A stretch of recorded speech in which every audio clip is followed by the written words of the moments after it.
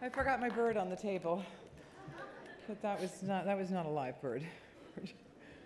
I may get a bird now. Allison, congratulations. Brilliant performance. Thank you. What was your sense of this woman that you played? Because from our perspective, she seemed not super likable.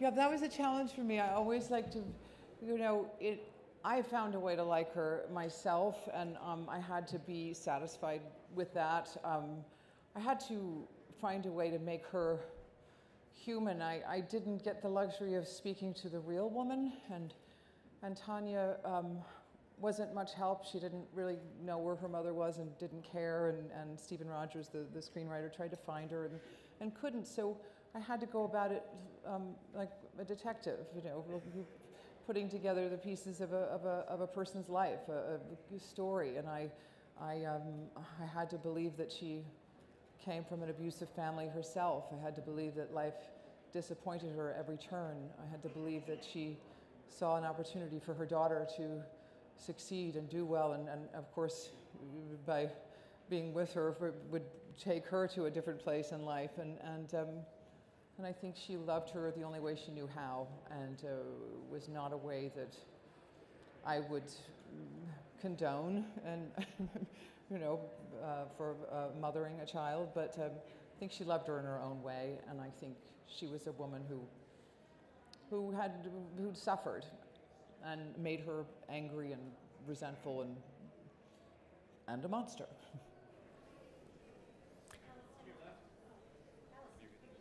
Oh, Miss Janney, over to your left. To my left. All the way. Yes. Oh, go.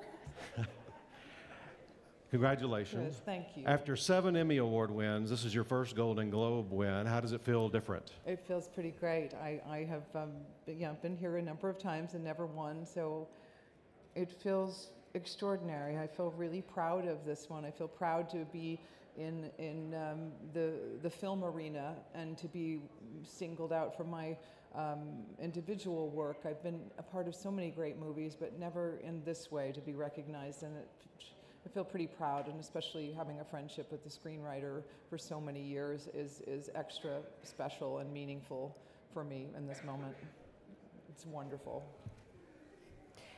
Allison, Angela Bishop from Network 10 Australia, congratulations. Thank you, and thank you for, yes. Well, Margot, yes, she's all ours. We'll take the credit for it. What was it like for you? Can you talk us through working with Margot Robbie on this project? Well, it's funny, I've gotten to know Margot a little better promoting this film, because I literally had I was doing Mom and rehearsing for a play on Broadway, 6 Degrees of Separation, that I did, and I literally had 2 hiatuses. I had to fly to Atlanta, and I shot each week 4 days, and I went back to do Mom and rehearse and come back and shoot 8 days I shot in this movie. And Margot and I had no time to spend hanging out and getting, when she wasn't working on set with me in a scene, she was preparing for the next scene or working on her accent or she had so much on her plate, and I just watched her and admired her courage in all this. I can't even imagine taking on, I love the story of Margot not knowing this was a real story when she read the script.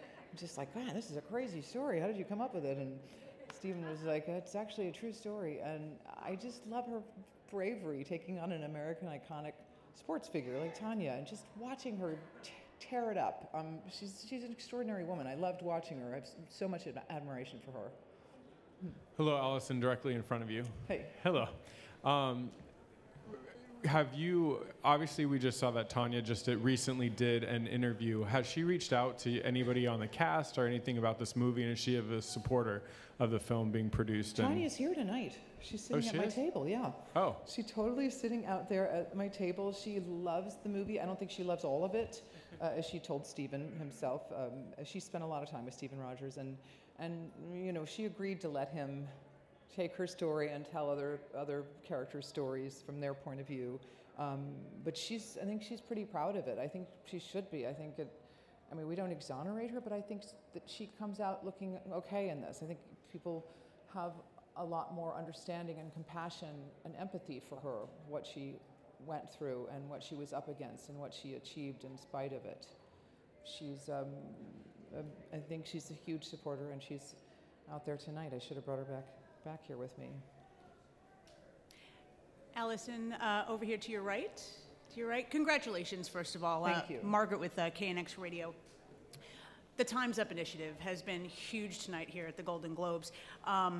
There is some concern, I've seen some reports that things may just go back to the old days, the way they were, to the boys' club, so on and so forth. What is it going to take to create sustained change? Well, I was just talking about this with some other friends of mine, saying how I don't know if we'll ever be able to end abuse and sexual harassment, but I think that people now there'll be repercussions for that kind of behavior. People will be held accountable for it. I think with this Time's Up, the fund they're creating is going to help people who might not have access to legal defense get counsel, and I just think there'll be more accountability. I don't think we can ever eradicate the abuses of power. Those have been around since the beginning of all time, and but I just think it just won't be tolerated anymore, and hopefully the repercussions for it will make people think twice or go get help. That's what I'm hoping. Thanks. Hi, Allison, over here. Congratulations. Thank you. Cameron Watson sends his love. But first, I wanted to ask, you were talking about Time's Up and this whole movement that's going on right now. Where do you feel, I, Tanya, and the sort of different type of abuse that's showcased in this film fits into the conversation and the movement?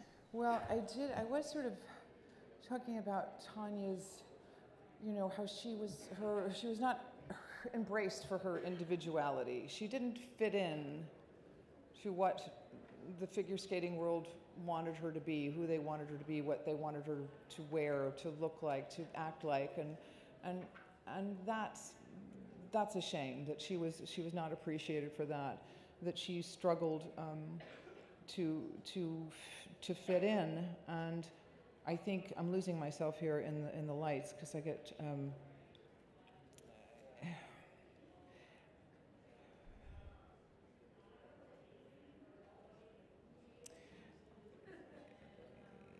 It's the film is looks at people who are disenfranchised, people who aren't represented, who aren't, and I think the Time's Up movement is an extraordinary step in terms of accountability. And I'm sorry,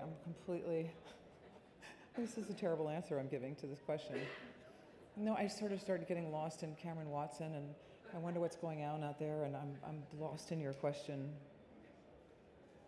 Do you want to ask it again? Because I really fucked that up. It was just how seriously, different types of abuse it's gone. I'm gone. showcased in this film fit in with the movement at large. Do you? Okay, I feel did I answer any part of that question? Yes. I think I was more interested in Tanya and what she had to go through and what she was up against and what she achieved in spite of what she was up against, how she was just not embraced and they didn't let her be who she was, and I think that's what, I don't know, it has something to do with the Time's Up movement, how people need to be seen for who they are and appreciated for who they are and not kept back because of what sex they are, or it's all ties in, and I'm just doing a bad job of tying it up for you in a nice knot because it's not. Okay, thank you. Cheers.